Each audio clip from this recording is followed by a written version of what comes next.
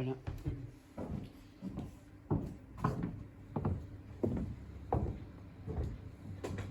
Vous savez, du temps de Jésus, il y a eu, même avant et après, beaucoup de mouvements messianiques. Aujourd'hui encore, il y a des mouvements messianiques. Et d'ailleurs, dans la Bible, ils en parlent à un moment donné. Et à la mort du meneur de ce mouvement, chaque fois, le mouvement s'arrêtait. Mais le christianisme, au moment de la mort de Jésus, et jusqu'à maintenant, il ne s'est pas arrêté. Il a été en expansion. C'est étonnant, c'est pas naturel, c'est pas normal. Et c'est dû à trois réalités. Aujourd'hui, on va essayer de voir ces trois réalités. C'est dû à trois réalités. La première, c'est ce que nous montre ce passage dans l'évangile de Marc, c'est que la résurrection du Christ est un événement historique qui fait partie de l'histoire du salut que Dieu conduit. Au chapitre 15 de l'évangile de Marc, 2 fois les noms des femmes témoins des événements sont cités, et ici au chapitre 16 sont cités pour la 3e fois. C'est-à-dire, il prend le temps d'écrire le nom des femmes. Marie-Madeleine, Marie, mère de Jacques, et Salomé. Par cette répétition, Marc est en train d'insister sur le fait que c'est historique. À l'époque qu'il écrit l'évangile, elles étaient encore vivantes. Vous pouvez aller la voir. Vous pouvez aller les voir et voir ce que je dis, c'est pas vrai, c'est pas faux. C'est vrai. Elles peuvent encore témoigner. Et ça, c'est vrai aussi pour Paul. Paul, au chapitre 15 de sa première lettre de Corinthiens, il le dit aussi. Je cite. Je vous rappelle, frères, l'évangile que je vous ai annoncé, que vous avez reçu, dans lequel vous demeurez ferme et par lequel aussi vous êtes sauvés, si vous le retenez dans les termes où je vous l'ai annoncé. Autrement, vous aurez cru en vain. Je vous ai transmis avant tout ce que j'avais reçu aussi. Christ est mort pour nos péchés selon les Écritures. Il a été enseveli, il est ressuscité le 3e jour selon les Écritures. Et il a été vu par Céphas, c'est-à-dire Pierre, puis par les 12. Ensuite, il a été vu par plus de 500 frères à la fois, dont la plupart sont encore vivants. Autrement dit, vous pouvez aller les voir. Donc ça fait des centaines de témoins qui sont encore vivants. Si ce n'était pas vrai, c'était... on voit de suite si quand même il y a un complot, s'il y a des gens qui inventent. S'il y en a des centaines, vous voyez, c'est pas possible en fait. Donc parce que c'est un fait historique, vous pouvez aller les voir, tous. Ils sont vivants encore. Et aujourd'hui, c'est important de mesurer combien c'est une réalité historique. C'est un événement de l'histoire, que Jésus soit ressuscité. Et vous savez, si Marc avait voulu inventer son histoire, il n'aurait sûrement pas écrit comme ça. Parce qu'à l'époque, les femmes ne sont pas crédibles. Elles ne sont pas du tout crédibles. D'ailleurs, il y en a même un qui a écrit, mais vous voyez bien que c'est n'importe quoi, c'est des sornettes, puisque c'est des femmes qui sont témoins. Vous voyez ? Mais il ne réfléchit pas que celui qui écrit, bien sûr, il le sait. S'il voulait écrire une légende, il aurait écrit avec des hommes qui ont été témoins. Et il n'aurait sûrement pas insisté sur le fait que Jésus, à plusieurs reprises, il a annoncé sa mort et 3 jours après sa résurrection. Plusieurs fois. 3 fois dans l'évangile, mais sûrement Jésus, il avait répété plusieurs fois. Donc dans l'évangile, on voit qu'il répète, et puis aucun disciple va au tombeau pour voir s'il est ressuscité comme il avait dit. Ça, c'est la réalité historique, vous voyez, qui montre, c'était impensable pour eux que Jésus ressuscite. Ça n'allait pas dans leur réalité, vous voyez. Donc ça, c'est une réalité historique, c'est un événement historique. Et qui fait partie de l'histoire. Donc que cette histoire du salut devienne notre histoire, en fait. Parce que ce n'est pas juste quelque chose qui est de l'ordre de l'image, ou de l'imaginaire. Il me vient cette image. C'est-à-dire que si vous étiez dans un cachot, enfermé, emprisonné, tout ça, et que quelqu'un veut vous apporter du réconfort, une délivrance. Peut-être qu'il peut se dire, tiens, je vais envoyer une carte postale d'une belle image de paysage, ça le fera évader. Alors il reçoit cette carte, de toute façon il est dans le cachot, il ne peut rien voir. Donc de toute façon, ça ne le fait pas évader. Mais par contre, voilà la réalité historique, lui, Jésus, il est venu dans le cachot, et il nous a remplacés. Et on est sorti du cachot. On est sorti. C'est un fait historique. C'est notre histoire, c'est une histoire réelle dans un événement historique. Ça fait penser à Pierre quand il a été délivré et finalement il était sorti de prison. Il se disait mais je rêvais. Et puis finalement c'était la réalité. C'est la réalité, c'est différent. C'est la réalité, ça change notre histoire. Si c'est pas la réalité, ça change pas l'histoire. Ça change pas l'histoire du monde, ça change pas l'histoire de l'humanité, ça change pas nos histoires. C'est juste ça nous permet de nous évader un peu comme une légende. Ça ne change pas. Le christianisme se serait arrêté.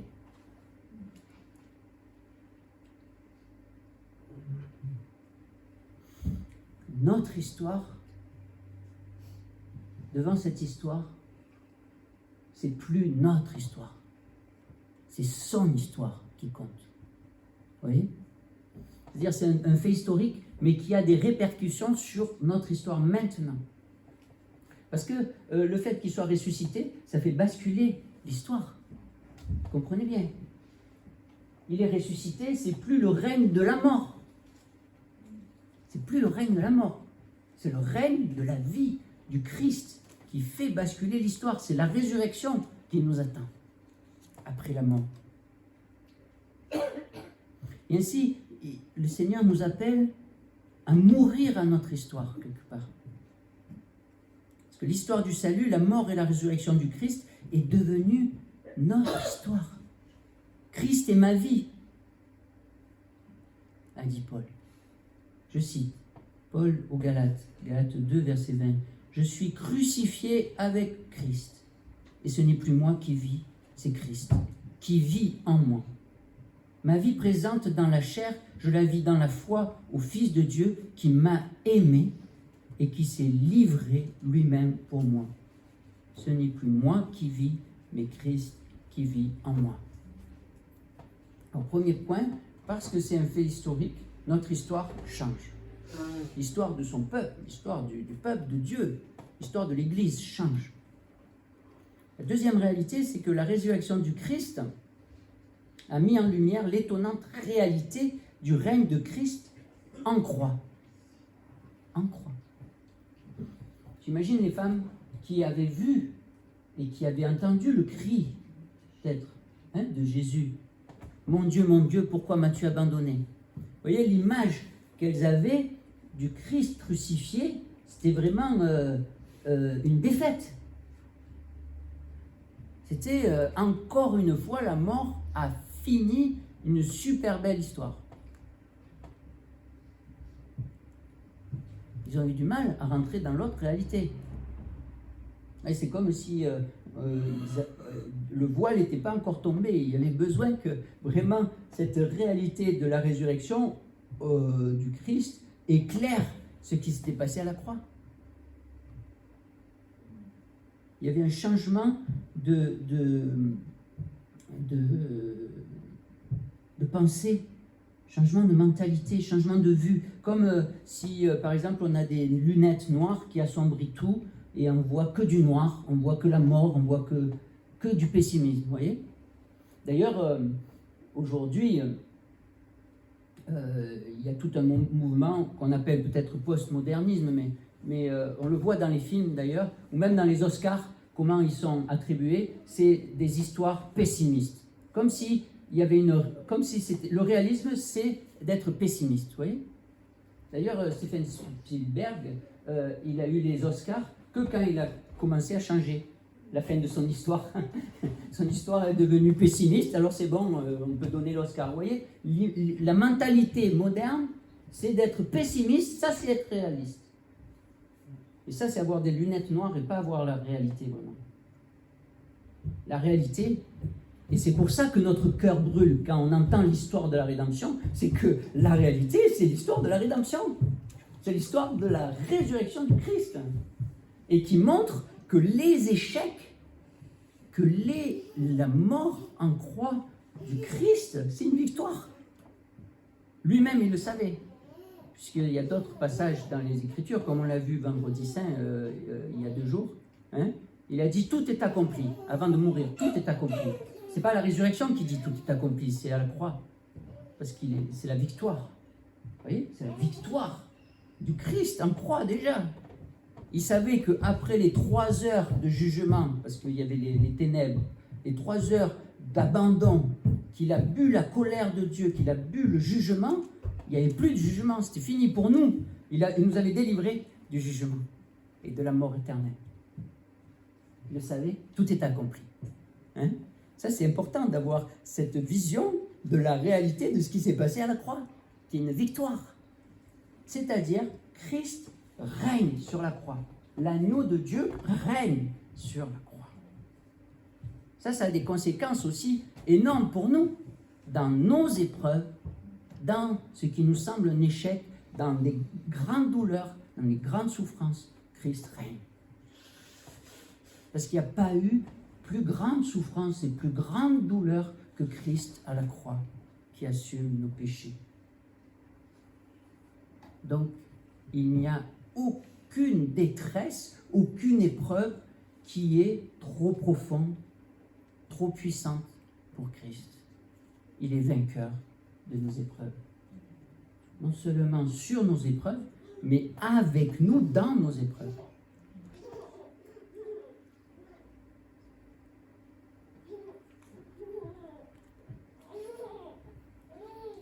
Vous savez, mon épouse qui n'est pas là aussi, c'est une douleur, mais Christ est quand même la relève tous les jours.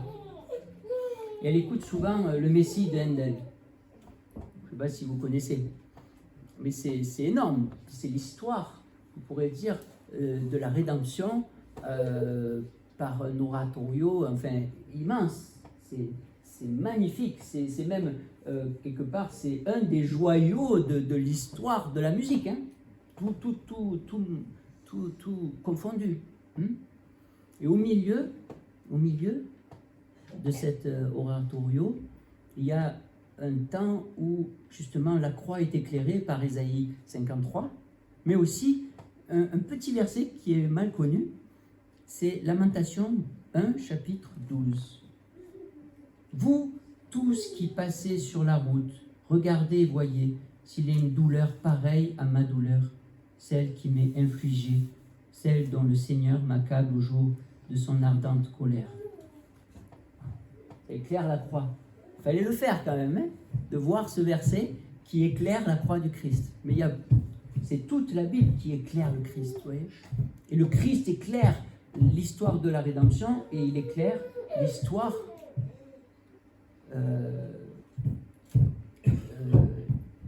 il éclaire Dieu lui-même. Christ est l'expression même de Dieu.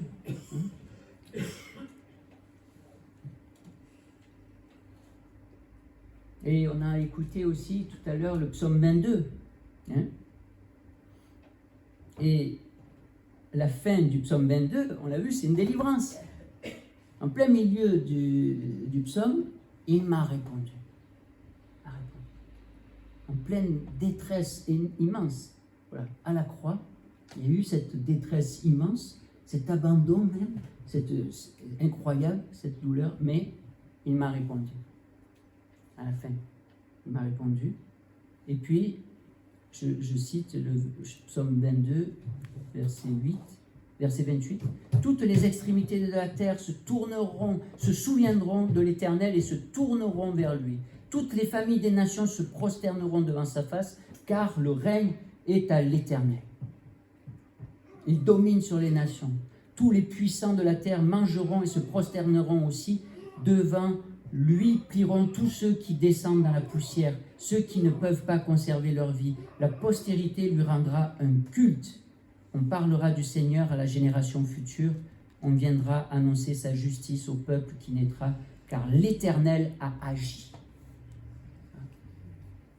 Ah, c'est le règne de Christ en toutes circonstances, hein, de toute épreuve. Hein, il règne. C'est l'agneau de Dieu qui règne. La troisième chose, c'est la résurrection du Christ a profondément changé les disciples. C'est ce qu'on vient de dire, mais c'est une réalité. Hein. Vous voyez, la fin de notre texte, c'est que les femmes étaient peureuses, elles n'ont pas changé. Sur le moment, elles n'ont pas changé. Elles ont été peureuses, elles n'ont pas annoncé. Il y a eu après un changement et une plus grande assurance. Le Seigneur a fait son œuvre par son esprit. Et on le voit que des personnes peureuses sont devenues des hommes et des femmes de conviction remplis d'assurance. C'est dû à la réalisation de la promesse de Jésus d'envoyer son Esprit Saint. Acte 4, je lis Acte 4, verset 8 et suivant. Alors Pierre, rempli d'Esprit Saint, leur dit, « Chef du peuple et anciens, puisque nous sommes interrogés aujourd'hui sur un bienfait accordé à un homme infirme et sur la manière dont il a été guéri, sachez-le bien, vous tous aussi, ainsi que tout le peuple d'Israël, c'est par le nom de Jésus-Christ de Nazareth que vous avez crucifié et que Dieu a ressuscité des morts. C'est par lui que cet homme se présente en bonne santé devant vous. C'est lui, la pierre rejetée par vous, les bâtisseurs, est devenue la principale, celle de l'angle. Le salut ne se trouve en aucun autre, car il n'y a sous le ciel aucun autre nom donné parmi les hommes. » C'est le témoignage de Sarah. Par lequel nous devions être sauvés. Lorsqu'ils virent l'assurance de Pierre et de Jean, ils furent étonnés, car ils se rendaient compte que c'étaient des gens du peuple. Sans instruction, ils les reconnaissaient pour avoir été avec Jésus. Voilà.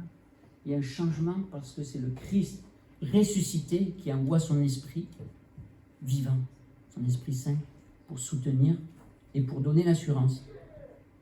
Et plus tard, juste après, là, dans Actes toujours, plus tard, ils prient, les disciples prient parce qu'ils sont menacés, etc. Ils prient pour avoir cette assurance. Et à la fin, au verset 31, quand ils eurent prié, le lieu où ils étaient assemblés trembla, ils furent tous remplis du Saint-Esprit et ils annonçaient la parole de Dieu avec assurance. C'est ce changement qui produit un mouvement qui a persisté encore aujourd'hui.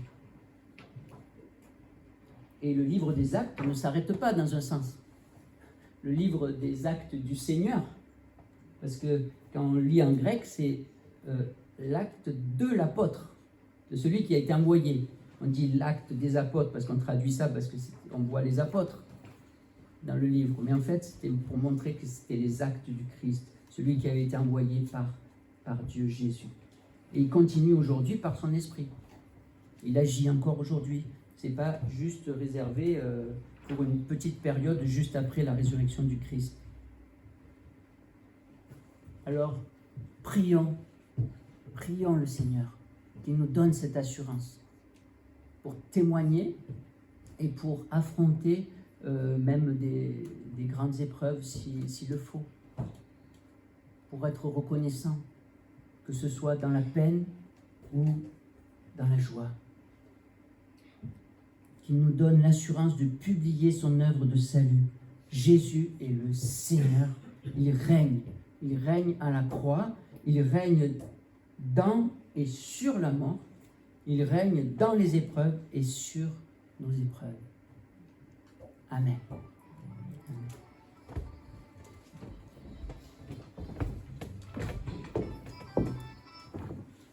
Alors, on va voir le moment de Sainte Seine maintenant.